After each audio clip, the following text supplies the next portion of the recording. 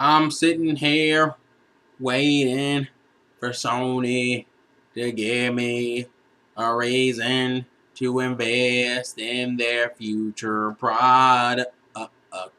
Wait here patiently, hoping to finally see Kingdom Hearts 3. Please, oh please.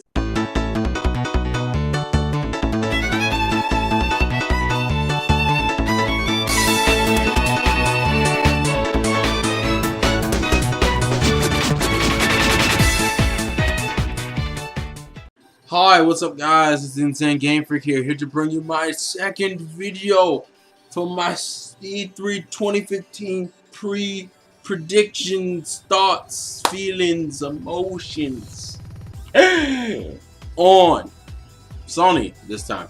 So Sony is in a very interesting position for me personally because I like Sony. I don't mind Sony's games. I don't mind Sony's products. I enjoy Sony's games. I enjoy Sony's products. I own a PS3. I owned a PS2. I didn't. I've owned a PS1, but it was so late in the game it was irrelevant to own a PS1. But I didn't know any better. The only thing I've never owned of Sony's is their handheld division, which is for obvious reasons. You ain't got no games on your handheld systems. Well, you let me rephrase that. You have games, and you have games that appeal to me. You just don't have enough of them to justify it.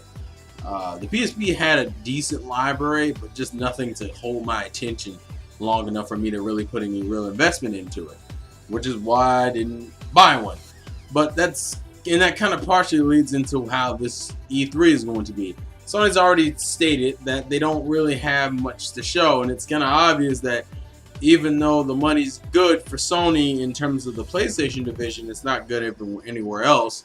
So they are going to probably show stuff that will come out next year. A lot of the stuff they were supposed to come out this year were delayed.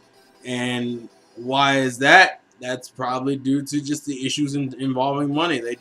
They're struggling in that situation.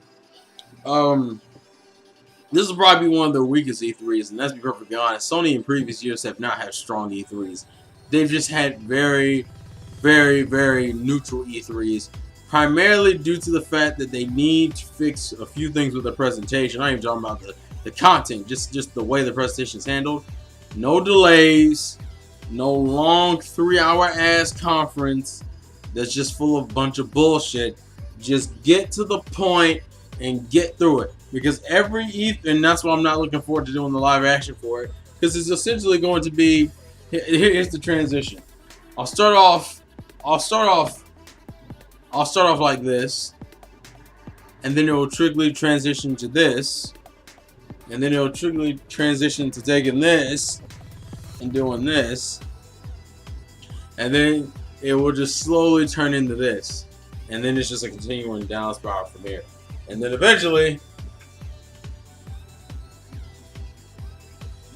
and the stream will be on all night because, or I'll wake up like 2 hours later after nothing's fucking happened. Sony has boring ass press conferences. I don't give a fuck what anyone tells you. Sony will bore the fuck out of you. They are probably the most boring out of the three because for some reason, instead of trying to interest you and keep you engaged, they'll just start dragging on. You're just kind of like,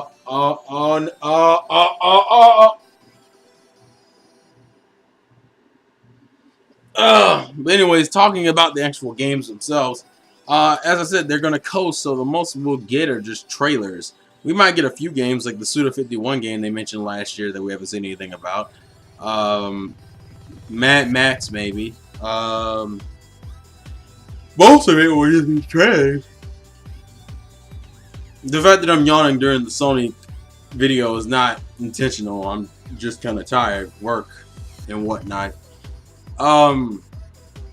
Sony's is kind of hardest to talk about because even from like from this perspective, they're in the position where they can coast. Like in terms of gaming, you don't really want to coast, but if you had to coast, this would be like the best time to do it. The problem is that everyone else is just going to overshadow the fuck out of them. You know, like Sony will be like an afterthought this entire conference, and I think in their position they can afford to do that. But 2016, they got to come out banging. That's really like if they coast as badly as I think they're going to coast, they better, in the love of God, and I mean they better bring bangers next year. And it looks like they do. I mean, we got the trailer for Ratchet and Clank, the game based off the movie, based off the game, earlier today, and then I think Uncharted's next year.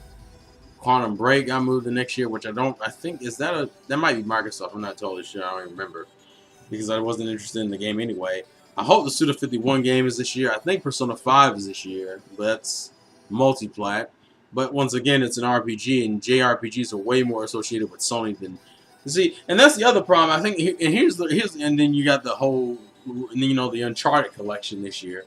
I think my biggest problem with Sony so far this generation is that with Microsoft, it was just being so stagnant and hiding in one fucking genre.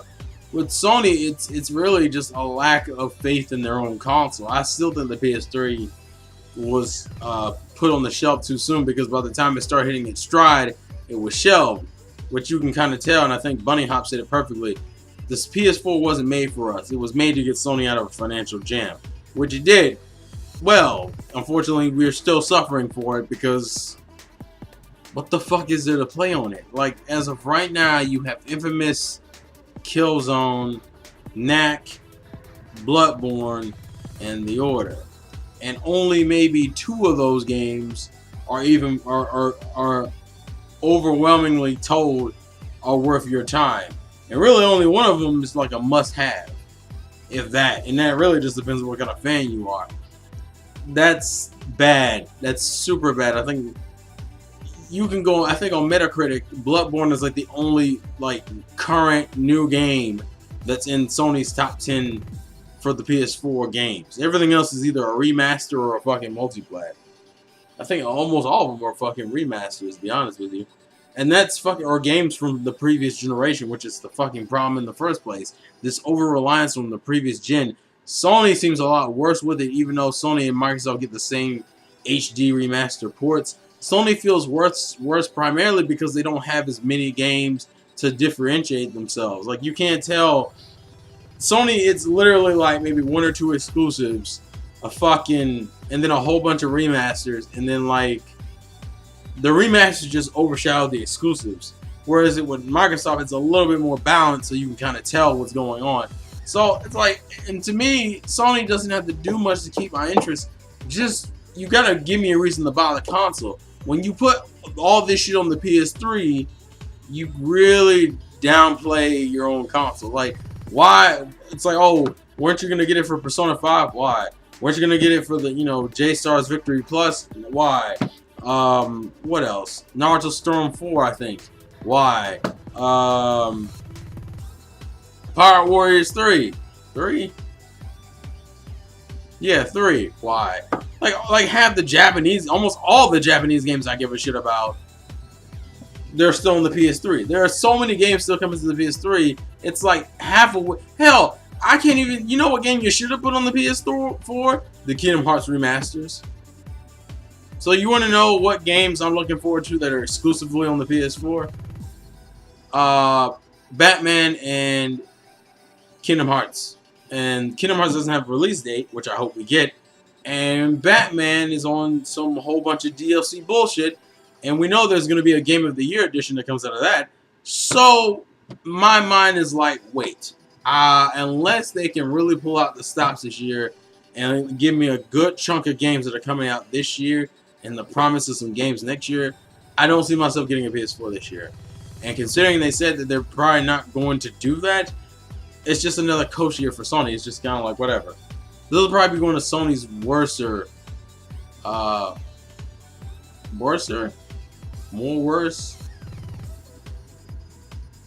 of their more bad conferences. Yeah, that's what I meant to say. Because it'll just primarily be a coasting conference. A conference that'll have a whole bunch of filler bullshit in it, and a whole bunch of fluff, and a whole bunch of multi-plat fluff with exclusive content for the PS4 version of the same game. So, yeah. I don't expect much from Sony because Sony is... And I appreciate that Sony told me from jump not to expect much. Therefore, I'm not going into this going like... Where are the games? Where are the games? Where are the games, Sony? Bring me the games! Like, they've already kind of stated it's going to be a casual, pretty mellow-ass experience. So, those who get disappointed, it's kind of your own fault because they even told you not to expect much. Although, as I said, Sony can't do this again. This is the only time they're in the position to do it. And I think the only reason why they do it now is because they kind of have to. But I promise you, man, don't let this shit linger because that's how you get caught up. And Microsoft has the potential to bust your ass. So, and I like you over Microsoft. I always will like you over Microsoft. But they will bust your ass if you give them the time to bust your ass. Especially if Halo 5 comes out this year, bruh. They're going to get on that ass. They are going to fuck that ass up, bruh. Because Halo 5 is one of them games that probably could do it. Nintendo will probably get around mid-tier. Like, probably like maybe... I'm hoping maybe like another 3 or 4 million within the next 6 months. But that really just depends on how the games are selling. And Splatoon has been a good example of we're getting in there, so you can't let your competition get 2 years on you. That was the Wii U's problem. We see how that turned out, so yeah, but there's not too much I'm expecting. There's not even too much I want from Sony because they've essentially all the stuff that I would want from them aren't even their games. You know, the stuff that people associate with Sony aren't Sony's games. They're just games that have been heavily pushed by Sony. Therefore, you just think of them as Sony games. Which really makes you wonder how many exclusives does Sony really have? And when you think about it, not many. Not many at all. So if anything, I like to see some new IPs. They keep trying to swap out their IPs, like with The Last of Us and God of War. And, you know, they got rid of Jack and Daxter and shit and Sly Cooper. Like, just add more to that repertoire. Because there's nothing wrong. You have a decent, you know, chunk of variety.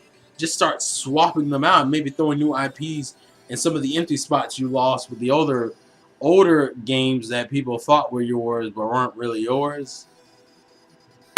It's a great way to move units and kind of cash in on the nostalgia factor. I mean, that's what the indies are doing.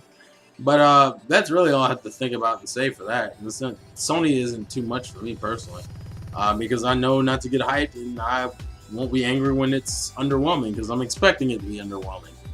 It also helps for any conference to think it's going to be shit because the worst it can do at that point is meet your expectations.